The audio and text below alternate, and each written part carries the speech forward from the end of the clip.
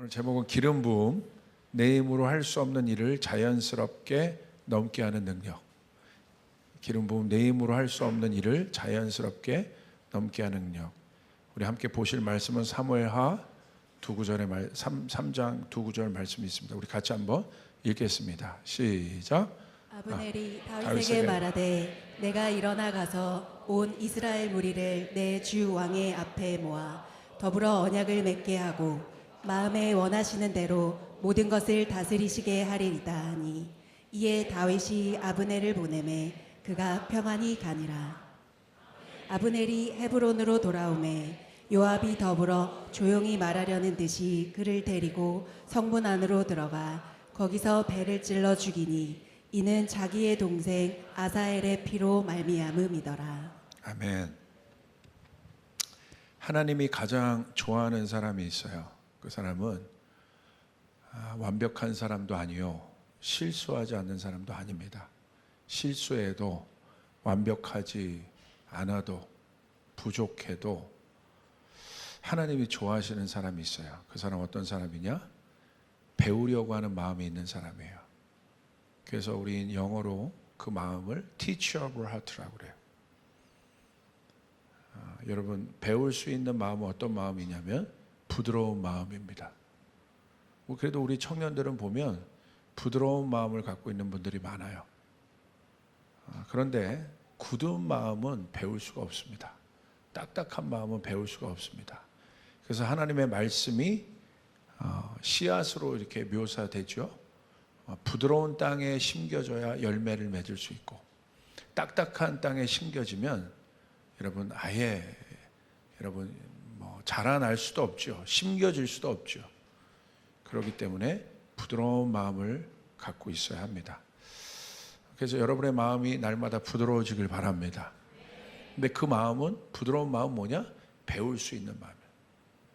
그래서 여러분이 어른들을 볼 때 꼰대 이런 단어들을 쓰잖아요. 근데 그거는 제가 어른들에게도 얘기했어요.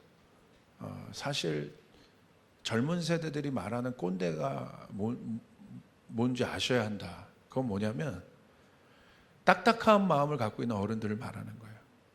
그러니까 일방적으로 자기 생각을 이렇게 말해버리는, 그냥 들어, 이렇게 전데요, 할렐루야 하면서 제가 순간 찔린, 이건 좀 다르죠. 그게 적용하지 마세요, 저한테.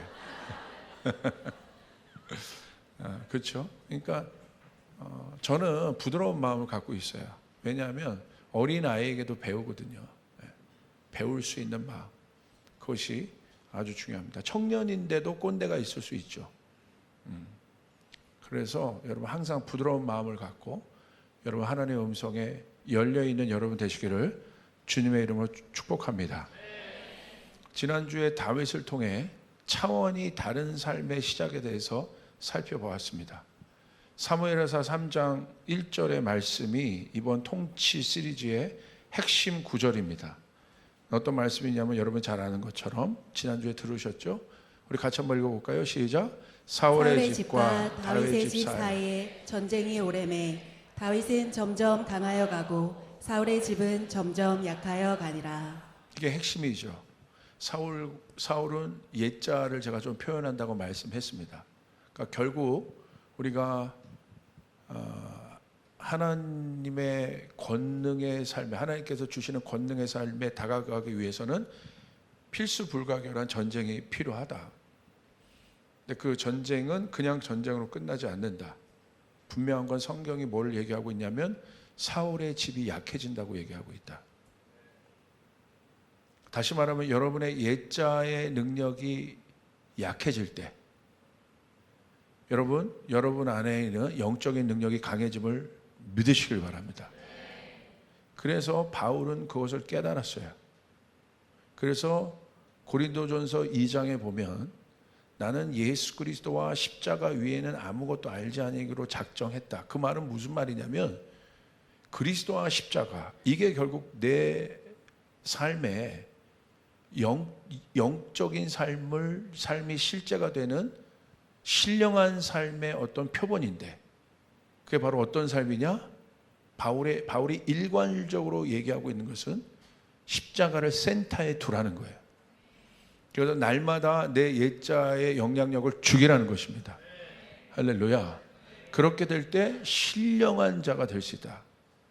그래서 그 신령한 자는 어떤 사람을 말하냐면 다른 차원의 존재를 얘기하고 있는 거예요. 영적인 존재로서의 인간을 얘기하고 있는 거예요. 그러니까 이 사람은 생각이 다르고 말하는 것이 다르고 또 행동하는 것이 다릅니다. 왜 다를까요? 퀴즈, 왜 다를까요? 그런 존재니까 다른 거예요. 영적인 존재니까 영적으로 생각하고 영적인 말을 하고, 그죠? 그렇게 행동하는 겁니다. 그러니까 열매를 보고 그 나무를 알 수 있죠. 이건 굉장히 중요한 본질적인 어떤 질문들에 대한 거예요. 그 존재니까 그렇게 한다는 거예요. 그러니까 내가 내 행동과 내 말투와 내 생각이 하나님이 생각하는 것과 뭔가 다르다면, 성경에 나와 있는 말씀과 뭔가 다르다면 근본적인 질문을 해봐야 돼요. 여러분이 하나님의 자녀입니까? 쑥 들어오죠, 질문이. 다시 말하면 하나님의 자녀라면 그렇게 할 수 없다는 거예요. 오늘 사울을 한번 보세요. 사울이 결국 하나님으로부터 하나님으로부터 받은 왕권이 다윗에게 넘어간 계기가 뭡니까? 하는 일마다 하나님의 말씀을 순종하지 않습니다. 분명히 결정적인 사건이, 여러분, 사무엘이 올 때까지 예배 드리지 말라고, 제사 드리지 말라고 했는데 어떻게 합니까? 제사를 드려요. 제사를 드린다는 것은 뭘 말하는 거예요? 중요한 거예요. 영적인 일일 수 있어요. 근데 성경은 하나님의 뜻대로 하지 않는 제사가 무슨 제사냐는 거예요. 근데 우리는 그렇게 해놓고 만족하는 거예요. 나 오늘 예배 드렸는데? 나 오늘 교회 갔는데? 성경은 근본적인 질문을 하고 있는 거예요. 성경에서 언제 교회에 나오면 천국 간다고 얘기하고 있습니까? 그러니까 교회는 오래 다녔는데 삶의 변화가 없어요. 생각의 변화가 없어요. 결국 결정적인 타이밍에 가서 자기 뜻대로 합니다. 사울 보십시오. 보여지는 것은 왕의 기름 부음을 받은, 하나님으로부터 기름 부음을 받은 왕이었지만 평상시에는 몰라요. 그런데 언제 나타나요? 결정적인 타이밍에 나타난다 이거예요. 결정적인 타이밍이 무엇이었습니까? 중요한 때예요. 그런데 어떻게 결정합니까? 자기 생각을 결정하죠.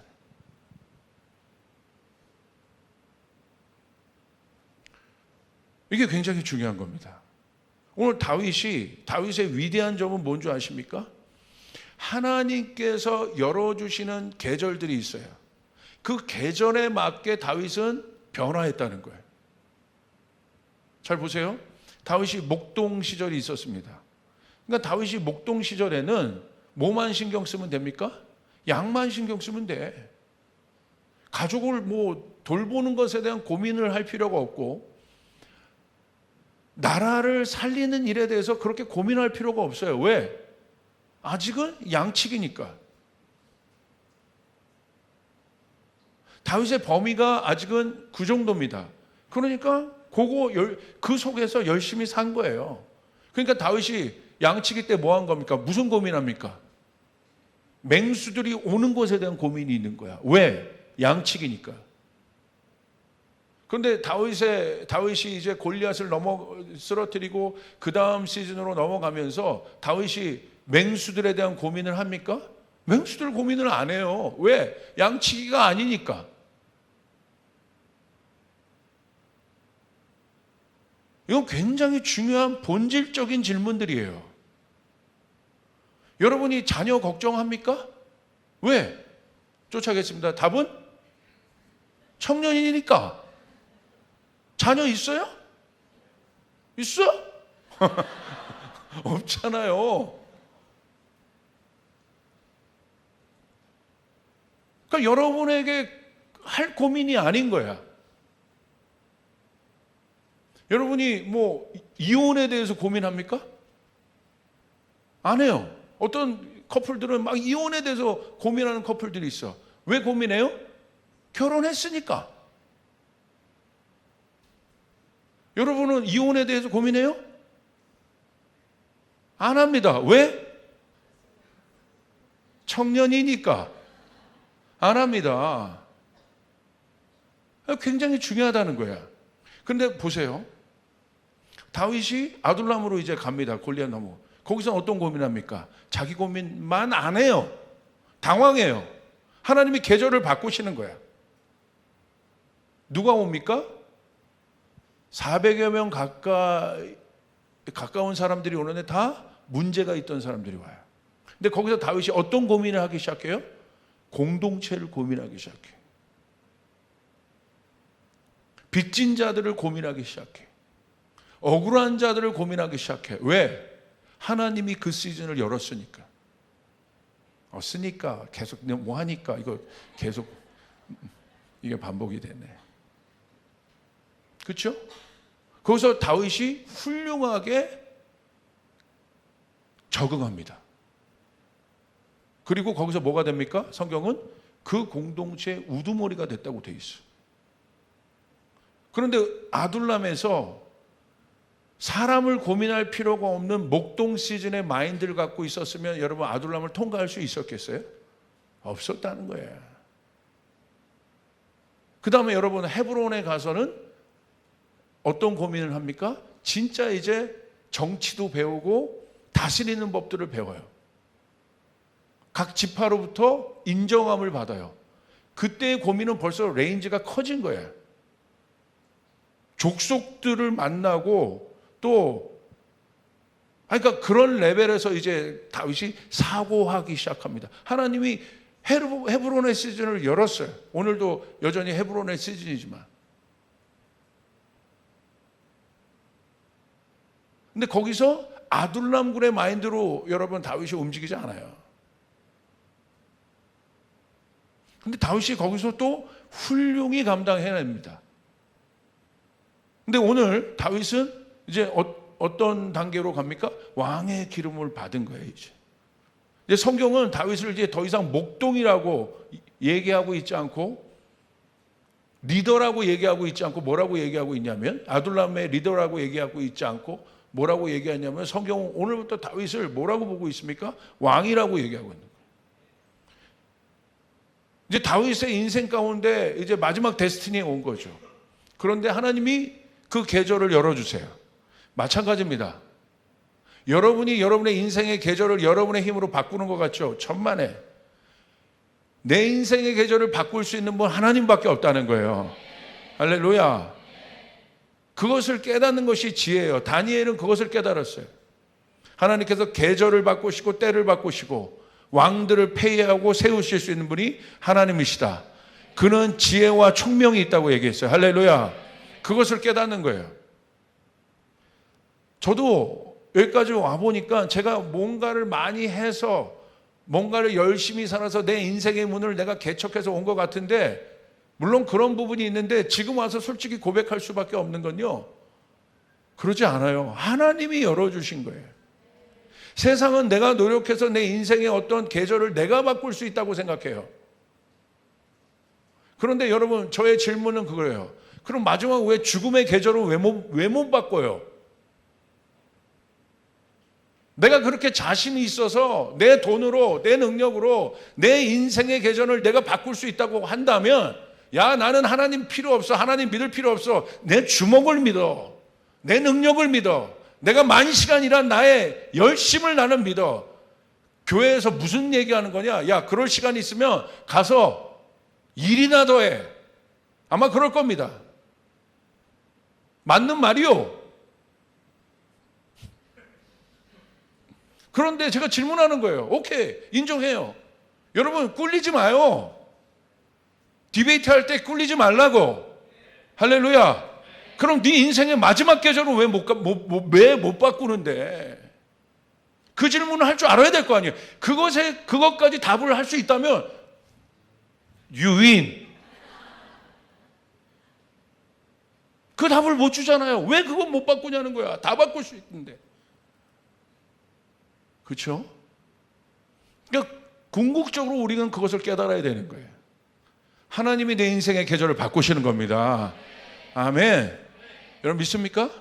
이제 그거를 청년 때 깨달으면, 청년들에게 뭐를 얘기합니까? 성경에선 창조주를 기억해라. 그분이 내 인생의 모든 계절을 만드신 분이라는 것을 여러분 기억하시길 바랍니다. 그러니까 그 사람은 똑같은 시간을 사는 것 같지만 어떻게 살아요? 누구를 의지하고 살아요? 하나님을 의지하고 살아요. 하나님의 음성에 순종하며 살아요. 그리고 하나님의 음성에 순종하는 것이 제일 확실하다는 것을 깨달아요. 알아요. 이 원리들을 터득하며 살아요. 그러면 여러분이 그런 단계로 청년 때 10년 지나고 20년 지나면 여러분 완전히 하나님의 영에 사로잡힌 통치의 삶을 살 수 있어요. 할렐루야. 영향력 있는 삶을 살 수 있단 말이에요. 진짜 영향력을 갖는 삶을 살 수 있단 말입니다. 여러분 믿으시길 바랍니다. 그러니까 여러분 똑똑한 사람은 여름이면 여름에 맞는 생각을 해야 되고 겨울이면 겨울에 맞는 생각을 해야 되는데 착각하는 거죠. 오늘 이제 그 대표적인 사건이 사무엘하 3장 1절을 지난주 봤고 오늘은 사무엘하 3장 전체에 대한 말씀인데 그리고 그 다음 주 이제 사무엘하 4장으로 이제 넘어가게 됩니다. 사무엘하 3장에 있었던 사건은 어떤 사건이냐면 아브넬이라는 사람이 등장합니다.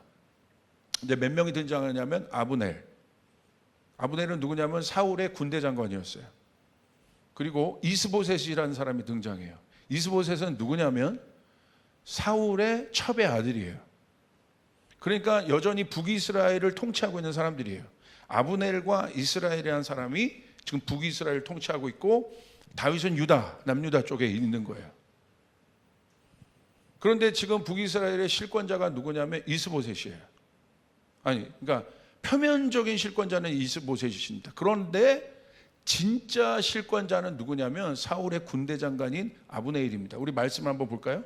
사무엘하 3장 6절 시작. 사울의 집과 다윗의 집 사이에 전쟁이 있는 동안에 아브넬이 사울의 집에서 점점 권세를 잡으니라. 이 사람은 왕이 아닌데 뒤에서 권세를 잡고 있는 거예요. 그러니까 다시 말하면 이스보셋을 그냥 조종하고 있는 거죠. 근데 오늘 몇 등장인물이 나와요. 하나님은요 아브넬을 통해서 역사하지 않아요. 왜? 이 사람은 기회주의자야. 나중에 이제 다윗에게 넘어갑니다. 나라를 팔아서 넘어가요. 기회주의자야. 그리고 이스보셋은 껍데기예요. 껍데기. 리더십. 그러니까 누구에게 의지하고 있어요? 실력도 없어요. 아브넬에게 의지해요. 그러니까 둘이 불편한 동거를 하고 있는 공생관계 사람들이에요. 자, 이런 사람들이 리더예요. 어떻게 되겠습니까? 이 나라가. 오늘 말씀대로 말씀이 이루어지는 거. 사무엘하 3장 1절이 이 전체를 보는 키워드예요. 이 말씀대로 되는 거예요. 결국은 사울의 나라가 망하는 거예요. 그런데 어떤 사건이 일어나냐면 이 아브넬이 힘 있는 자라고 그랬잖아요. 사울의 첩과 동침을 해요. 그러니까 어떻게 보면 자기 주군의 부인과 동침을 하는 나쁜 놈인 거예요, 아주. 그러니까 이스보셋이 그것을 알았어요. 그러니까 이스보셋이 아브넬에게 가가지고 지적을 합니다. 그렇게 동침하면 어떻게 하냐고. 그랬더니 아브넬이 콧방귀를 끼는 거야. 무서워하지 않아요. 두려워하지 않아요. 거기서 열받은 거야. 네가 나한테 지적질을 해 지금. 이 껍데기 나 아니면 아무것도 아닌 놈이 나에게 지적질을 해? 이런 상황인 거예요. 그러니까 거기서 아브넬이 이스보셋이요 완전히 저 주눅이 들어있어요. 그러니까 아브넬이 거기서 딱 보니까 이 사람은 흐름을 읽는 거에 빠른 사람이 안 좋은 흐름. 그러니까 이런 사람은 어떤 사람이냐면 여러분 주변에도 이런 사람이 있어요? 생존형 인간이에요. 기회주의적 인간이야. 이런 사람들 있죠. 여기에 막 편승했다가 기운이 저쪽으로 가니까 저기에 막 편승하고. 있습니까? 없습니까? 목사님, 제가 그런 사람인데요. 그런 건 아니겠죠. 그러니까 아브넬이 벌써 감을 딱 잡아요. 아, 사울의 가문은 끝났다.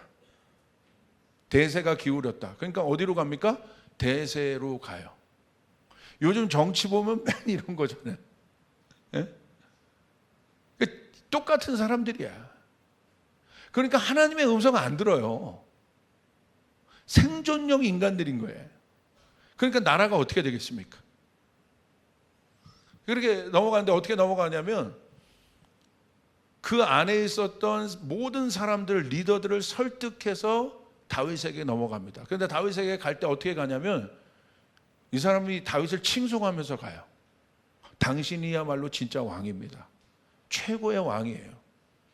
언제까지는 적이었으면서. 그런데 다윗이 놀라운 점은 어떻게 하냐면요, 다윗이 그렇게 넘어온 아브넬과 평화조약을 맺어줘요. 받아줘요. 그 말씀이 아까 여러분이 읽었던 본문 말씀이에요. 사무엘하 3장 21절. 우리 같이 한번 읽겠습니다. 시작.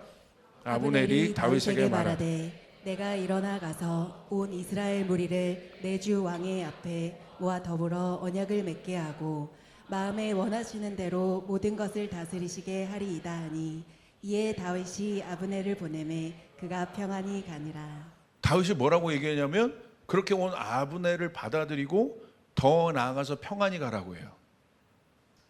자, 여러분 보세요. 이게 가능합니까?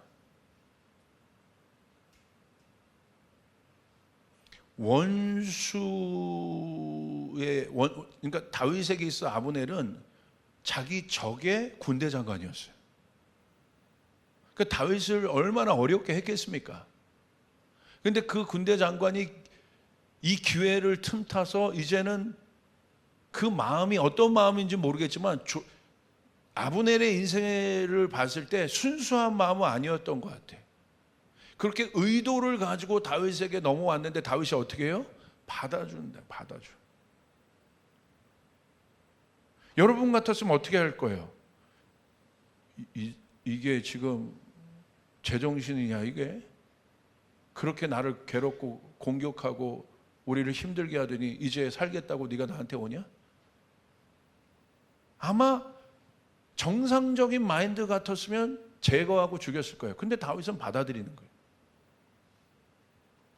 그리고 평화조약을 같이 맺어줘요. 그리고 그를 인정해줘요. 왜 그렇게 했을까요? 이유는 분명합니다. 다시 제가 처음에 했던 그 여러분에게 던졌던 띠으로 돌아가 보세요. 왜 그렇게 할 수 있었습니까? 왕이니까.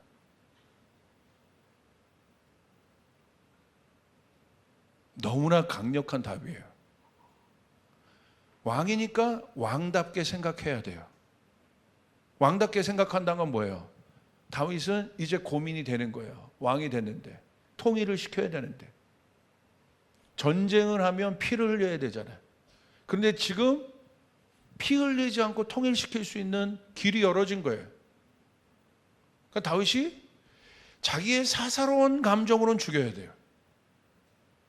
제거해야 됩니다. 그냥 능지처참을 해도 막 분이 안 풀릴 거예요.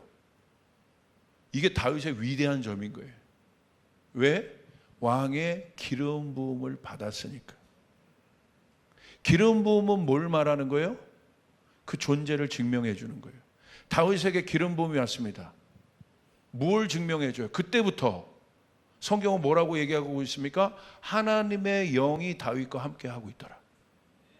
저 사람은 하나님의 사람이다. 하나님의 영이 부어짐으로 말미암아 다윗의 입에서 불이 확 나가고 눈에서 막 레이저가 훅 나가고 다윗이 갑자기 하늘을 막 날 수 있는 무빙에 나오는 그런 존재가 된 게 아니라 막 스포하고 싶어. 할렐루야. 자, 그게 아니라 너무나 평범한데 똑같이 다윗은 살아가요. 그런데 영적인 차원에서 보니까 성경은 그를 뭐라고 지목하고 있어요? 그에게 하나님의 영이 함께 계시더라. 하나님의 사람이라는 거예요. 오늘 이 기름 부음은 내가 만들 수 있는 것이 아니에요. 이 기름 부음은 위로부터 오는 것입니다. 하늘로부터 오는 것입니다. 믿습니까? 오늘 다윗이 왕의 기름 부음을 받았다는 증거가 이겁니다. 왕의 기름 부음을 받았기 때문에 그는 왕인 거예요. 그러니까 왕답게 생각한 거예요. 동일하게 여러분에게 질문해 봅니다. 여러분은 그리스도인들이에요. 그러면 그리스도인답게 생각을 해야 되는 거예요. 그리스도인답게 생각하는 건 뭐예요? 어떤 이득이, 어떤 걸 갖고 내가 옆에 있는 사람이랑 막 다투고 막 경쟁하고 그래야 돼. 그런데 이 경쟁하는 건 좋은데 이 경쟁하면서 막 저 사람을 저 사람을 막 상하게 하고 저 사람에게 막 손해를 끼치면서까지 내가 그 일을 해야 돼. 여러분 어떻게 하시겠어요? 하면 안 됩니다. 왜? 그리스도인이니까. 다른 답이 없는 거예요. 내가 막 어떤 사람이 나에게 욕하고 안 좋게 했어요. 정상적인 마인드를 가면 여러분 원투 꽂고 훅 꽂고 그 다음에 엎어치게 해가지고 헤드락 걸어야 되는데 그렇게 할 수가 없는 거예요. 왜? 그리스도인이니까. 여러분 믿습니까? 오리를 가자고 하면 성경은 뭐라고 얘기하고 있어요? 심리를 가주라고. 왜 그렇게 해야 돼요, 목사님? 맨날 우리한테만. 왜 우리한테만? 왜 그래요? 그리스도이니까. 여러분이 주님의 제자니까. 여러분 믿습니까? 왜 이 교회에서는 뭔가 이렇게 뭐 집회도 맡고 뭐 어디 나가고 킹덤컴 해야 되고 선교하자고 해요. 왜? 그리스도인의 제자니까. 다른 이유가 없는 거예요. 정체성에 관계된 거야. 오늘 다윗이 그를 품어야 되는 이유는 한 가지예요. 목동이면 그럴 필요가 없는 거야. 근데 다윗은 왜 그렇게 했습니까? 왕이니까. 왕이니까 뭘 생각해야 돼요? 통합을 생각해야 되는 거예요. 하나 되는 것을 생각해야 되는 거예요. 다른 레벨에서 생각해야 되는 거예요. 다른 차원에서 생각해야 되는 거예요. 잘 보세요. 대위의 마인드와 사단장의 마인드가 같겠어요? 사단장은 사단장답게 생각해야 되는 거예요. 대위에게 사단장의 생각을 강요하지 않아요. 근데 오늘 성경은 얘기하고 있는 거예요. 제자들에게는 주님이 말씀하시는 거예요. 제자답게 살아야 된다고 말씀하고 있는 거예요. 아멘. 자기를 부인해야 된다고 얘기하고 있는 거예요. 십자가를 지라고 얘기하고 있는 거예요. 자기를 부인하고 십자가를 지는 사람만이 제자인 거예요. 여러분 믿으시면 아멘 합시다. 왜 내가 자기를 부인하고 십자가를 져야 되나? 제자이니까. 이거보다 명확한 답은 어디 있습니까?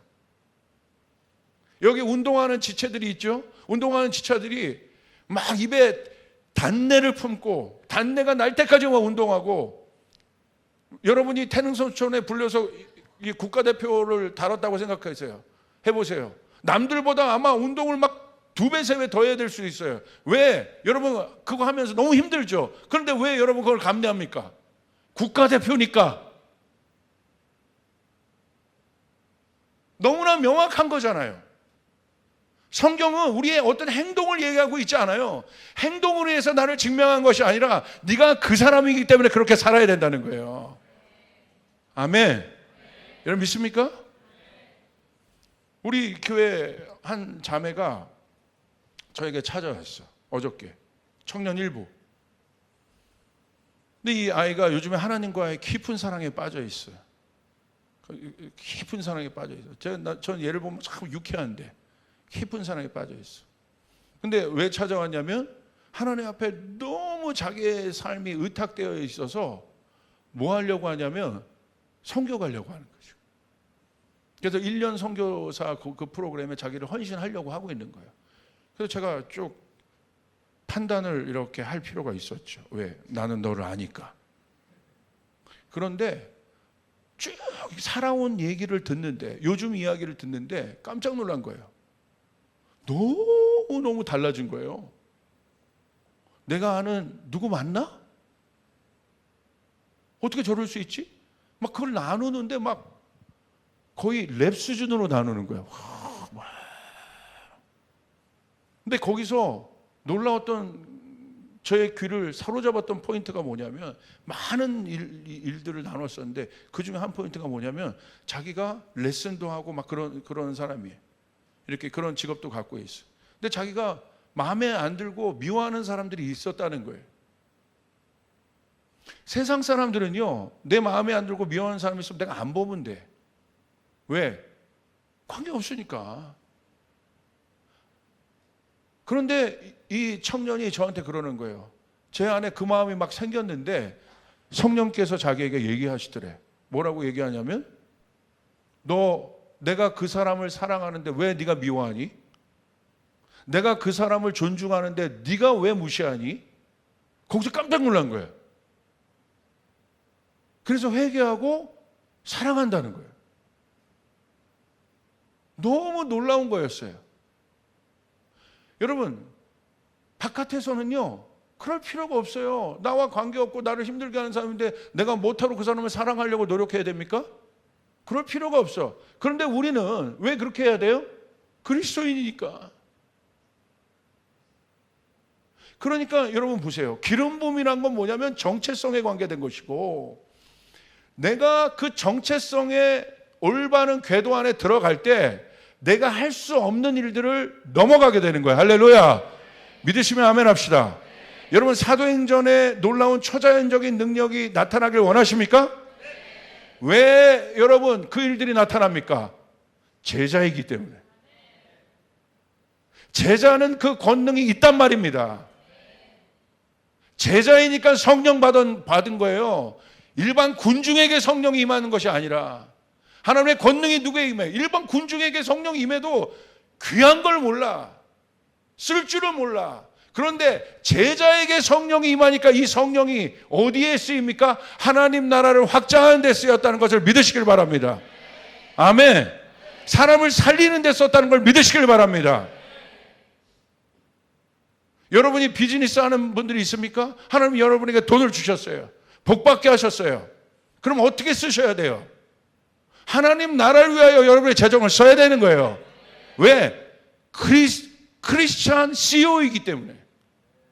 일반 기업은 뭐예요? 그냥 이윤 추구야. 우리는 그런 걸 많이 배워요.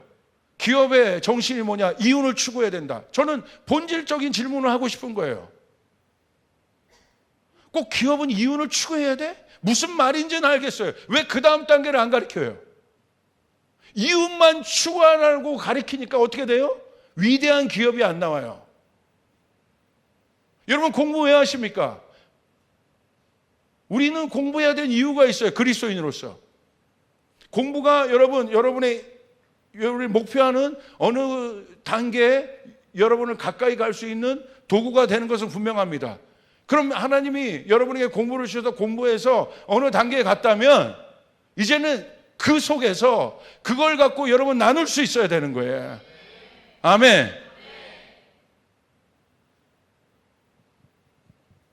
제가 그리스도인이지만 목사입니다. 제가 운전하고 가는데 제가 억울한 일, 제가 막 잘못도 안 했는데 문 열고 저에게 막 쌍욕을 하고 막 뭐라고 했어요. 그러면 저 같으면 어떻게 할까요? 내립니다.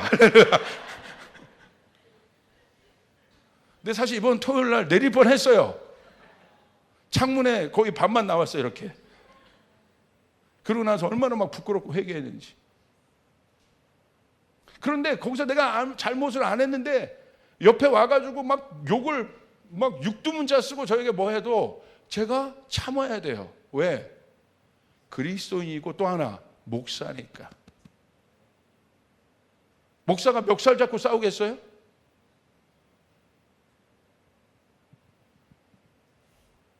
제가 한번 솔직하게 고백을 할게요. 제가 베푸는 걸 좋아해요.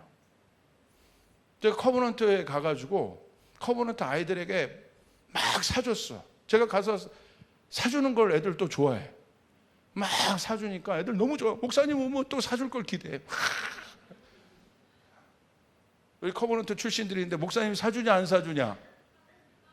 많이 사주지? 민영아 너는 엄청 얻어먹고 왜 대답을 안 해? 저 자식이 저 대학생 됐다고 나는 이제 뽑아 먹을 거다.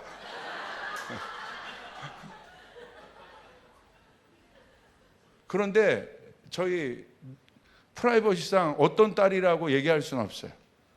그 딸이 오더니 저한테 그러더라고요. 아빠, 자기 불만이 있는 거야. 어떤 불만이야? 왜 사주니? 왜 아빠만 맨날 아빠 돈을 쓰냐는 거야.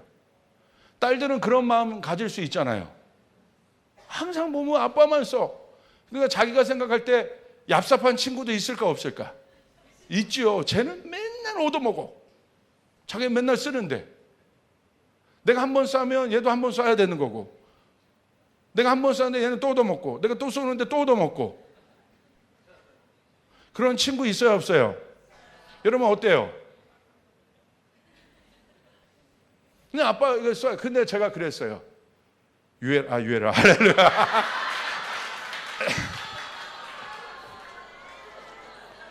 아니 다음부터 이제 뭐 숨기는 거 안 해야겠어. 내 성격에 안 맞아. 유해라. 아빠는 사줘야 돼. 왜? 목사잖아. 목사님은 베푸는 사람이야. 사주는 사람이야. 내가 목사가 아니었으면 그런 고민 덜 했을 것 같아. 이게 다른 게 아니라 이게 기름 부음인 거예요. 여러분 믿습니까? 제 방에 먹을 것이 항상 이렇게 아이들 캔디부터 이만큼 그 비밀 창고에 쟁여놓습니다. 누가 애용할까요? 주일학교 아이들이. 주일학교 아이들이요 권세 있게 들어와서 그 문 열어요. 그래서 거기 있는 캔디 뭐 다 집어갑니다. 나갈 때 양심은 있는지 목사님에게 뽀뽀는 한번 해주고 나갑니다. 근데 제가 그것을 비서에게 시켜서 왜 채워놓으라고 하느냐, 저는 아이들에게 어리지만 그런 것들을 심어주고 싶은 거야. 목사님은 베푸는 사람이야. 목사님은 할아버지 같고 아버지 같아. 그럼 애들이 얼마나 그래도 자기들 안에 어렸을 때 그것이 좋은 추억이 될까? 목사님 방에 가면 항상 뭐가 있었어. 캔디 집어올 수 있었어요. 그런 것을 받은 아이들이 안 베풀겠습니까? 희주야, 희원아, 민영아, 너희들 잘 베풀지?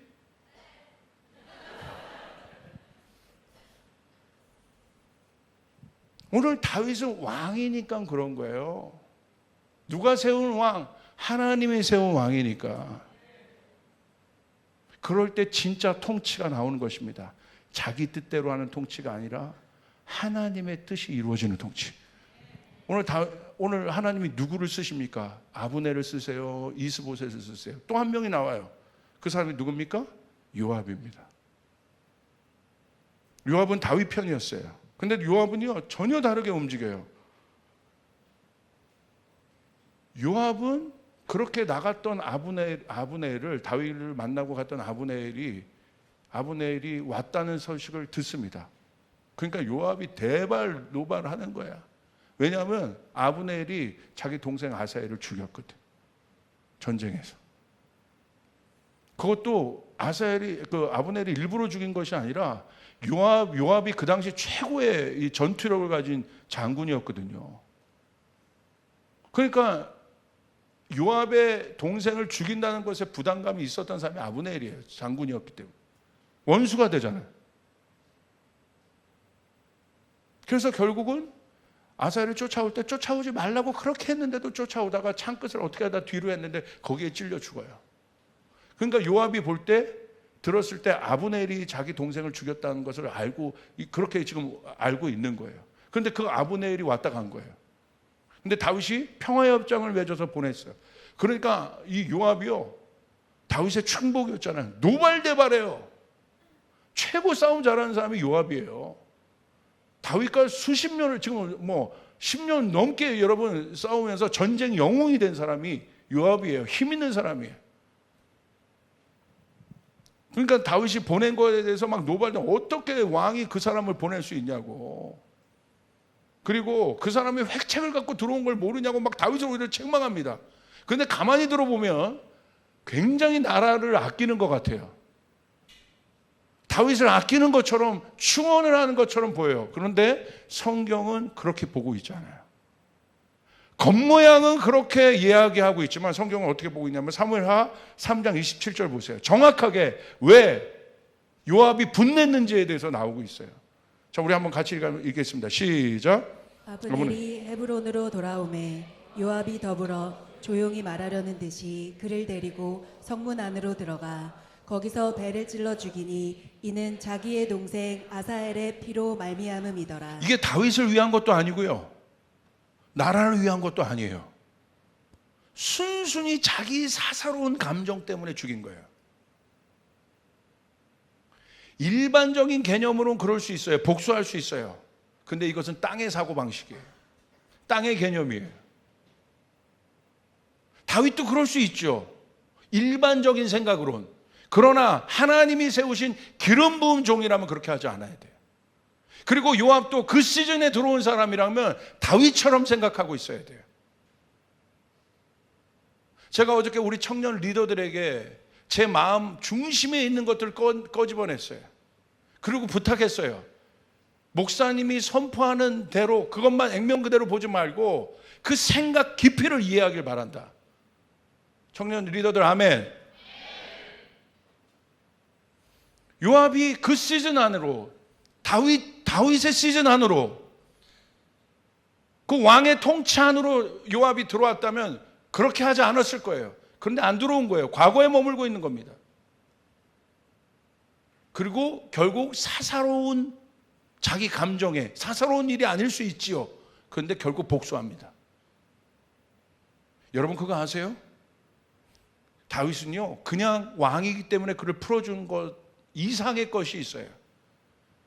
다윗이 만약에 아브넬을 죽여보세요. 성경을 보세요. 만약에 우리가 거기까지 확장시켜 생각하고 있지 않지만 다윗이 만약에 아브넬을 죽였다고 생각해 보세요. 뭔가 그것과 관련된 사람이 마음에 독을 품고 나중에 다윗을 또 죽이려 들 수 있어요. 다윗은요, 풀어내는 자였어요. 묶어내는 자가 아니라. 그런데 요압은 보세요, 죽였어요. 피는 피를 불러요. 이게 인간의 역사예요. 힘의 역사예요. 피가 피를 부르고 제국이 제국을 멸망시키고. 그런데 하나님 나라는 제국이 아닌 거예요. 인간의 모든 피의 역사를 끊어낸 것입니다. 할렐루야.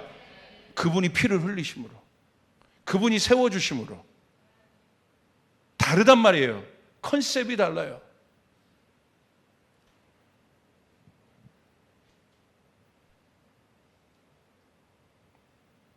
사무엘하 3장 29절 30절 보세요. 결국 요압도 어떻게 됩니까? 성경은 요압에게 이런 결론을 지어줘요. 우리 같이 한번 읽겠습니다. 시작. 그 죄가 요압의 머리와 그의 아버지의 온 집으로 돌아갈지어다. 또 요압의 집에서 백탁병자나 나병 환자나 지팡이를 의지하는 자나 칼에 죽는 자나 양식이 떨어진 자가 끊어지지 아니할지로다 하니라. 요압과 그의 동생 아비새가 아브넬을 죽인 것은 그가 기브온 전쟁에서 자기 동생 아사엘을 죽인 까닭이었더라. 할렐루야. 오늘 성경은 다른 것을 이야기하고 있어요. 그냥 요압이 사소한 감정에서 끝난 것이 아니라 오늘 그로 말미암아 사울의 집안이 결국은 망해간 것처럼, 육의 음성을 들었을 때 결국 육의 결과는 사망인 것처럼, 제가 여러분에게 하나님 뜻대로 살아야 되고 순종하여 살아야 되고 십자가를 앞에 두며 살아야 된다는 것은 아이디얼리스틱한 어떤 이야기가 아니에요. 실제인 것이에요. 하나님의 뜻대로 해야 복을 받게 되는 것이에요. 내 통치가 아니라 하나님의 통치가 이루어져야 되는 거예요. 요압 보십시오. 결국 어떻게 됩니까? 그 죄가 요압의 머리와 그의 아버지의 온 집으로 돌아가. 요압에서 끝나는 것이 아니라 그 가문이 저주를 받아요. 요압의 집에서 누가 나올 거냐 이제? 백탁병자. 이 사람은 뭐냐면요, 이게 무슨 병이냐면 임질이나 혈루병 같은 유출형 병이에요. 백탁병자. 그러니까 여러분, 굉장히 그 당시에도 쳐다보지도 않았던 그런 병입니다. 나병 환자, 한센병, 뭔 아시죠? 지팡이를 의지하는 자, 누굽니까? 장애인들? 뭔가 핸디캡이 있는? 칼에 죽은 자. 여러분, 칼에 죽은 자 얼마나 이게 비참한 인생입니까? 양식 떨어진 자, 가난한, 끊어지지 아니할 것이다. 사무엘하 3장 1절이 키볼스라고 그랬어요. 사울의 집안이 점점 약해진다, 망해진다. 우리 청년들에게 제가 부탁합니다. 여러분, 하나님의 뜻대로 서시길 바랍니다. 하나님의 통치의 기름 부음을 받으시길 바랍니다. 영의 사람이 되시길 바랍니다. 그게 바로 리뉴 마인드고 케노시스의 사람들이에요. 그렇게 될 때 하나님의 능력이 임하게 되는 것입니다. 역사가 일어나게 됩니다. 그냥 성경에 나온 것처럼 다윗의 집안은 강성해지더라. 여러분, 영에 속한 사람이 돼서 여러분 강해진 사람이 될 것입니다. 여러분의 속사람이 강해질 것입니다. 그것이 바깥의 실제가 될 것입니다. 여러분의 기업은 강해지게 될 것입니다. 여러분의 꿈은 강해지게 될 것입니다. 여러분의 가정은 강해지게 될 것입니다. 여러분 믿습니까? 그런데 30절에 또 나오죠. 그가 아브넬을 죽인 것은, 아까 나왔죠. 또 반복해요. 성경은 지속적으로 요압이 왜 하나님의 저주를 받았는 줄 아냐? 그 속에 아사헬을 죽인 까닭이라. 맺혀 있는 거예요. 묶여 있는 거예요. 오늘 주님의 마음이, 여러분에게 주고자 하는 주님의 마음은 이겁니다. 오늘 여러분 가운데 기름 부음이 왜 필요하느냐? 묶임은요, 내 힘으로 풀 수 없어요. 그걸 묶였다고 하는 거예요. 내 힘으로 그것을 해결할 수 있다면 묶이겠습니까? 안 묶여요. 그러니까 내 힘으로 해결할 수 없으니까 묶이는 거예요. 그런데 그 묶임을 더 만져. 그럼 어떻게 돼요? 더 꼬이는 거야. 여러분이 인생에 청년 때 왜 좌절하는 줄 아세요? 묶여 있는 거예요. 내 힘으로 넘어갈 수 없는, 해결할 수 없는 일들이 많아진 거야. 근데 우린 그때 깨달아야 돼요. 그 묶임을 풀 수 있는 분은 주님밖에 없다는 거예요. 위로부터 오는 기름 부음밖에 없다는 것이에요. 그러므로 사랑하는 여러분, 앞에 골리앗을 처단해달라고 얘기하지 마시고, 풍랑을 처단해달라고 얘기하지 마시고, 오히려 주님은 여러분 우리에게 말씀하는 거예요. 다윗이니까 골리앗을 이길 수 있는 거예요. 할렐루야. 예수님의 제자니까 풍랑을 잠잠케 할 수 있는 것이에요. 그런데 우리는 그 앞에 있는 문제에 함몰되어 있어요. 주님이 여러분에게 왕의 기름 부음을 통해서 풀어주고자 한 건 하늘의 능력이 실제가 되는 것입니다. 여러분이 가는 곳마다 가난이 해결되는 일들이 일어날지어다. 병든 자가 치료되는 일들이 일어날지어다. 여러분의 직장에서 그 일들이 일어날지어다. 땅끝에서 그 일들이 일어날지어다. 여러분을 통하여 한 나라가 돌아오는 일들이 일어날지어다. 믿음으로 한 번만 더 선포합시다. 아멘. 통치 다른 차원의 삶. 통치 다른 차원의 삶. 여러분 믿습니까? 이 세상을 바꿀 수 있는 것은 기름 부음을 받은 다른 차원의 능력을 가진 자들이 이 세상을 다스릴 수 있다는 것이에요. 여러분이 알바하며 살아도 상관없어요. 이 세상이 여러분이 뭐라고 해도 상관없어요. 오늘 여러분에게 필요한 건 위로부터 오는 기름 부음인 것이에요. 여러분 그 사실을 믿으시길 바라요. 그것을 사모하시기를 바라요. 내가 오늘 누구 만나서 인맥돼야지 하는 것이 아니에요. 여러분 금요일에 요셉 설교를 말씀했잖아요. 하나님이 택한 사람은 여러분 감옥에 있어도 여러분 구할 사람이 온단 말이에요. 그게 통치의 권세인 것이에요. 여러분에게 그 능력이 오게 해야 되는 것이에요. 남 따라다니지 마시길 바랍니다. 세상 따라다니지 마시길 바랍니다. 여러분을 통하여 그 일들이 개척되어지고 세워지는 일들이 일어날지어다. 아멘. 제가요 2부 예배 끝났는데 어떤 분이 아주 멋지게 생긴 어떤 자매님이 오셨어요. 자매님 오셨는데 목사님 뭐 저희 아내랑 얘기하고 있는데 어떻게 오셨나 이렇게 딱 봤더니 뭐 얘기를 하니까 새롭게 오는 분들은 많은데 이렇게 적극적으로 얘기하는 분들은 제가 이렇게 어떻게 오셨어요? 묻습니다. 이 묻는데 이분이 뉴욕에서 비즈니스를 하는 분이야. 그래서 제 설교를 오래 듣다가 모르겠어요. 어떤 상황이 있는지. 금요일 날 감옥에 있어도 어려움에 있어도 올 사람은 온다. 그 말에 하나님 말씀하셔서 여기까지 찾아오신 거예요. 할렐루야. 아멘.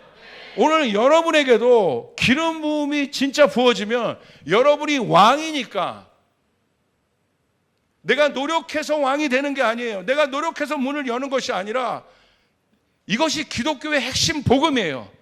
주님이 이미 십자가의 죽으심으로 다 해결했습니다. 오늘 여러분 안에 그것을 믿어야 되는 것이에요. 이해가 아니라 그렇게 살기로 결정해야 되는 것이에요.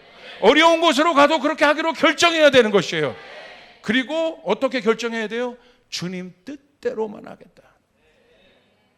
그런데 그렇게 못하잖아요. 부족해요. 거기서 그럴 때마다 주님 앞에 또 나와서 십자가 붙들고 또 내가 가다가 그렇게 마음 먹었지만 또 어려워. 그럴 때 포기하지 말고 주님 앞에 언제나 우리 주님은 팔 벌려 우리를 받아주시고 우리를 세워주시는 분이 주님이심을 믿으시길 바랍니다. 얼마나 다행입니까? 주님이 우리를 웰컴하시는 분이셔서 올 때마다 우리를 환영해 주시는 분이셔서 우리를 세워주시는 분이셔서 문제는 뭡니까? 안 가는 게 문제인 거지. 기도 안 하는 것이 문제인 거지. 오늘 여러분에게 제발 이 하늘의 능력이 실제가 되길 바랍니다. 마지막입니다. 그러면 그와 같이 순종하여 왕의 통치를 결국 적용시켰던 다윗이 받았던 축복은 뭐예요? 사무엘하 3장 37절 보겠습니다. 시작. 이날에야 온 백성과 온 이스라엘이 넬의 아들 아브넬을 죽인 것이 왕이 한 것이 아닌 줄을 아니라. 기가 막혀요. 다윗은요, 아브넬이 요압 때문에 죽었잖아요. 쉽게 말하면 국가 장례식을 열어준 거예요. 국장을 열어줘. 국장을. 이거 국장으로 해야 돼. 그리고 어떻게 했습니까? 통곡하여 울고 있었어. 그런데 오늘 이 말씀 보세요. 이 장례식 때문에 다윗은 왜 한 거예요? 왕이니까. 적이어도 내 백성인데. 왕이 아니면 그럴 필요 없죠. 저도 나와 대척점에 있었지만 하나님의 뜻대로 살려고 했던 사람이고 내 백성 아닌가. 그래도 군대 장관 아니었던가. 그 사람을 리스펙트했습니다. 존중했어요. 우리나라 보세요. 그냥 무조건 정권 바뀌면 다 적인 거야. 리스펙트하는 문화가 없습니다. 이게 다윗의 그릇인 거예요. 어마어마한 사람인 거예요. 그런데 다윗은 그냥 왕이니까 내 백성을 위해서 한 사람을 위해서 리스펙트하고 그렇게 했는데 백성들이 여러분 기가 막히죠?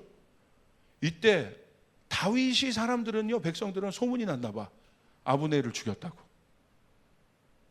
아, 다윗도 별 수 없지. 그냥 원수면 다 죽이는 거야. 뭐 저도 사람인데. 그렇게 알고 있었던 것 같아요. 그런데 다윗이 진심으로 우니까 원수에게 그렇게까지 해주겠어요? 그러니까 사람들이 다윗이 죽인 게 아니구나. 저 사람은 진짜 백성들을 품고 심지어 적까지도 품는 사람이구나. 그러니까 여러분 말씀을 쭉 읽어보시면 오늘 끝나고 사무엘 3장을 쭉 한번 읽어보세요. 제가 했던 것이 생각나면서 제 목소리가 막 들릴 거예요. 할렐루야 막 이렇게 막 입체적으로 이 말씀이 보일 겁니다. 그 백성들이요, 이 사건 이후로 다윗에게 지지를 하기 시작해요. 만약에 정치인이라면 최고의 수를 둔 거죠. 근데 다윗이 수를 두고 그렇게 했겠냐고. 자, 생각해 보세요. 이거 비슷한 사건이 있었어. 사울이 죽었을 때 다윗이 애도합니다. 그러니까 백성들이 다윗을 칭송해. 이야, 우리 다윗 그릇이 크다. 정말 사울을 저렇게까지 자기를 죽이려고 했던 사람까지 품고 저렇게 했구나. 그러니까 그 다윗이 애도하는 것을 보고 백성들이 다윗을 지지합니다. 그러니까 다윗이 생각한 거야. 요거 괜찮은데? 요거 괜찮은 수인데 이거. 정치인인 다윗으로서는 아마 또 이용해 볼 수 있을 거예요. 그러지 않았다는 거지. 근데 하나님은 다윗을 세우시는 거예요. 여러분, 원수 갚는 것이 주님께 있고 그 모든 것을 증명하는 것은 주님이 있고, 그러므로 여러분 주님 뜻대로 살아가면 하나님이 여러분을 높이십니다. 이 사실을 믿어주시면 아멘 하시길 바랍니다. 하나님이 여러분을 증명해 주세요. 사람이 증명하는 것이 아니라 하나님이 여러분을 증명해 주시고, 쟤는 틀림없어. 그냥 변방에 여러분이 있어도, 이 교회 그냥 묵묵히 저 구석에 있어도 아무도 나를 안 보는 것 같죠? 아니요, 다 보고 있어요. 하나님도 보고 계시고 여기는 목사님도 봐요. 야, 쟤는 대단하다, 저 구석에서. 그리고 여러분 보십시오. 어떤 축복을 받냐? 사무엘하 3장 38절 39절 시작. 왕이 그의 신복에게 이르되 오늘 이스라엘의 지도자요 큰 인물이 죽은 것을 알지 못하느냐? 내가 기름 부음을 받은 왕이 되었으나 오늘 약하여서 수리야의 아들인 이 사람들을 제어하기가 너무 어려우니 여호와는 악행한 자에게 그 악한 대로 갚으실지로다 하니라. 자, 이게 사무엘하 39장의 마지막 말씀입니다. 기가 막힙니다. 어떻게 마무리합니까? 다윗의 진짜 능력이 어디에 있냐? 진짜 위로부터 오는 왕의 기름 부음을 받은 사람은 진짜 어떤 사람이냐? 그래서 저는 이 말씀 보고 다윗을 통하여 예수님이 계시되었구나, 왕으로. 이거 봤어요. 자, 보세요. 이렇게 고백합니다. 내가 기름 부음 받은 왕이 되었으나 나는 오늘 약하다. 기름 부음 받은 왕이 되었으면 강해야죠. 그런데 다윗은 실제적인 권세와 포지션과 힘으로는 강한 사람이에요. 그런데 다윗은 어떻게 고백해요? 나는 약하다. 그러면서 뭐라고 얘기하냐면 자기 안에 있는 진짜 고민을 털어놔요. 수르야의 아들인 이 사람들을 제어하기가 너무 어렵다. 누구냐면 이 사람은 요압입니다. 요압이 나중에 엄청난 세력으로 성장하잖아요.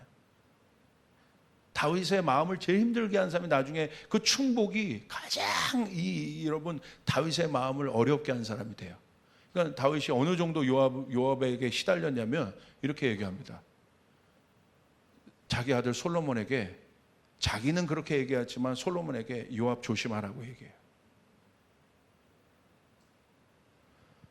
여러분, 다윗이 힘 있는 자고 권력이 있고 그 위치에 있어요. 요압 제거할 수 있어요. 그런데 뭐라고 고백합니까? 왕이니까 요압도 자기 백성인 거야. 그렇게 할 수가 없는 거예요. 그냥 일반적인 왕처럼 할 수가 없는 거야. 그러니까 이렇게 고백하는 거예요. 내가 기름 부음 받은 왕이 되었으나 오늘 약하다. 이 약함은 뭐예요? 자기 힘을 거부하는 겁니다. 할 수 있는데 거부하는 거예요. 이 모습 어떤 모습 닮아 있어요? 빌립보서 2장에 예수님의 모습 아니에요? 그는 하나님과 동등된 신분으로 계셨어요. 그는 이 땅에 오셔서 낮은 종의 모습을 하고 이 땅에 오셨어요.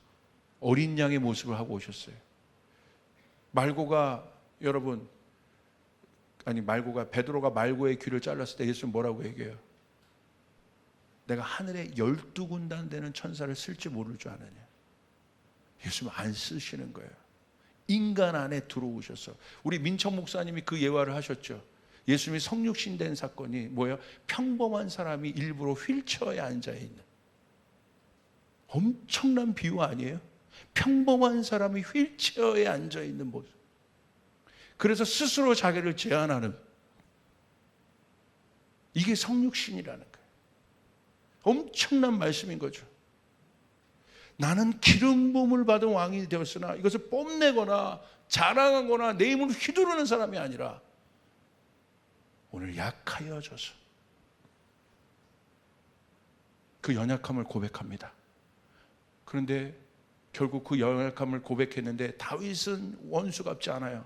누가 원수를 갚아주세요? 여호와는 악행하는 자에게 그 악한 대로 갚으실지로다. 할렐루야. 전적으로 주님 앞에 통치권을 드렸을 때 주님이 다윗에게 통치권을 주셔서 다윗이 통치하는 것이 아니라 하나님이 다윗을 통해 통치하실 수 있도록, 그래서 하나님의 일만 남고 하나님 나라만 세워질 수 있는 그 purity, 순수함, 그것이 다윗의 마음이었어요. 그 겸손함, 사람들에게 머리 숙이는 겸손함이 아니라 하나님 앞에 자기를 부인하는 그 겸손함. 사울이 죽은 모습, 자기 자아를 십자가에 처단한 그 모습, 그렇게 되었을 때 자기가 죽는 거예요. 지금 요압을 죽이면 내 문제가, 내 갈등이 해결되는데 요압을 죽이지 않고 자기가 자기를 죽이는 거예요. 오늘 예수님도 그러셨죠. 그러니까 성경에 뭐라고 표현되어 있습니까? 하나님이 그를 지극히 높여, 그 어린 양을 지극히 높여. 아멘. 하늘에 있는 모든 존재들, 땅 아래에 있는 모든 존재들이, 모든 무릎이 예수 앞에 무릎 꿇고 그를 경배하게 하시느니라. 그분이 우리의 왕이신 겁니다. 아멘. 여러분 믿으시면 아멘 하시길 바랍니다. 하나님이 높여주신다는 거예요. 하나님이 세워주신다는 거예요. 하나님이 확장시켜 주신다는 거예요. 오늘 그 일들이 여러분의 삶 가운데 일어나기를, 우리 청년들에게 일어나기를 주님의 이름으로 축복합니다. 우리 주님께 영광의 박수 올려드리겠습니다. 우리 다 같이 일어나겠습니다.